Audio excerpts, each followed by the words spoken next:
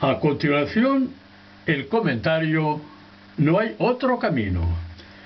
El camino es largo, pero cuando las virtudes se imponen, el macho echa pa'lante.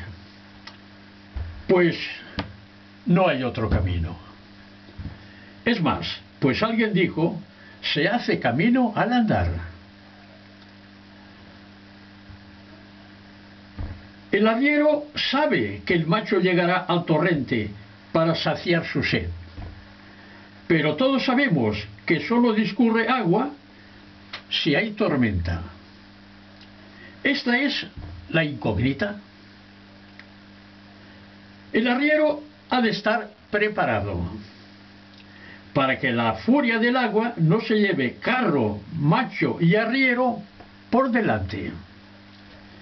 Pero si el arriero es avispado, se pondrá a salvo en un peñasco y esperará mejor ocasión. Pues no hay otro camino, o así me lo parece.